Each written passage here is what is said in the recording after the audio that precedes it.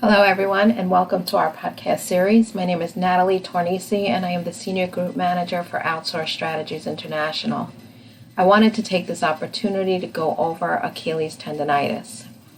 A common source of injury when engaging in sports and activities is Achilles tendinitis, which occurs as a result of repetitive movements caused by overstretching of the muscles and ligaments, poor training practices, collisions, sudden movements, improper use of equipment, and changes in direction. Achilles tendinitis happens when the band of tissues that directly connect the calf muscles at the back of the lower leg to your heel bone or calcaneus become affected. It most commonly occurs in runners who have suddenly increased the intensity or duration of their runs. It also can occur in middle-aged people who engage in sports activities like tennis or basketball. If left untreated, the injury can make the tendons or to tear or rupture. In many cases, treatment may involve resting or changing an exercise routine, but more severe cases may require surgical repair. Generally, Achilles tendinitis can develop in different ways. Diagnosing the condition at an early stage can help prevent serious injury. There are two different types of Achilles tendinitis, one called insertional and the other is non-insertional. Insertional tendinitis affects the lower portion of the tendon where it attaches to the heel bone.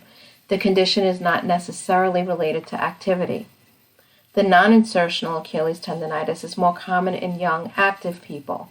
The condition involves fibers in the middle portion of the tendon. These fibers start to break down, thicken, and swell. Any repeated or intense activity that strains the Achilles tendon can potentially cause tendinitis. As people age, the structure of the tendon weakens, which makes it more susceptible to injury, particularly in people who have increased the intensity of their sports activities.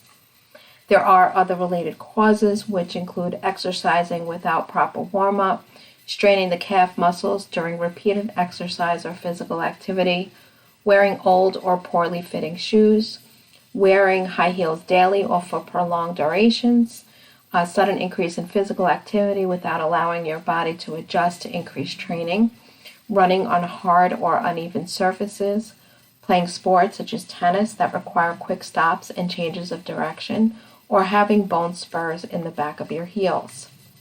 The symptoms are pain and swelling that begin as a mild ache, usually at the back side of the leg or above the heel after running or any other sports activity.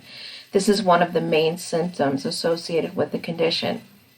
Additionally, people may also experience a tenderness or stiffness, especially in the morning, which usually improves with mild activity throughout the day.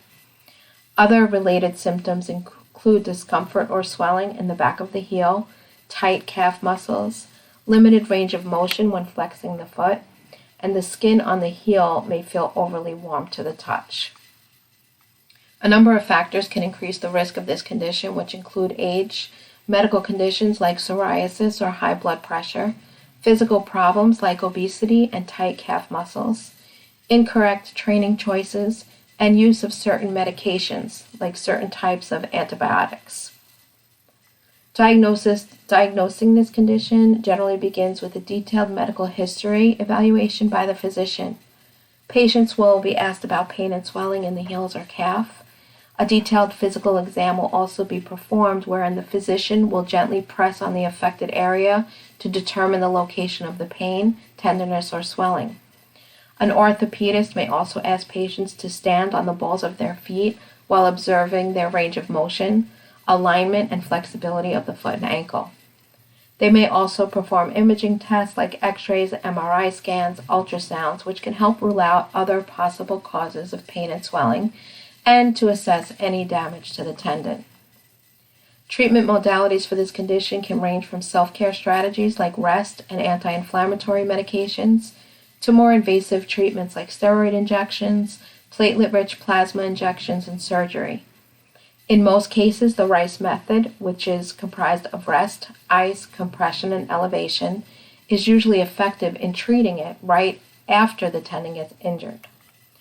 Orthopedists may also suggest medications like over-the-counter medications like Advil, Motrin, naproxen.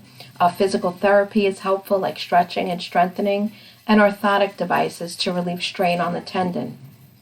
If any of these conservative treatment modalities don't yield on the desired results, or if the tendon has torn, surgery may be recommended to repair the tendon. I will include a transcript along with this podcast outlining the specific ICD-10 codes associated with this condition. The common complications associated with Achilles tendonitis is pain, having trouble walking or exercising, and the tendon or heel bone becoming deformed. Tendonitis will usually go away after a few days following rest and proper home treatment. However, recovery may take longer if the patient continues to put pressure on the tendon or doesn't change exercise habits to prevent another injury or rupture. Seeking the proper treatment for the ruptured tendon is very important. In addition, carefully following the physician's instructions will give patients a much better chance for a quick recovery. Incorporating certain self-care strategies like stretching the calf muscle, combining high or low impact exercises, choosing shoes with proper cushioning and arch support, and reducing the heel size of the shoes can prevent the occurrence of Achilles tendonitis in the long run. I hope this helps, but always remember that documentation and a thorough knowledge of payer regulations and guidelines is critical to ensure accurate reimbursement for the procedures performed.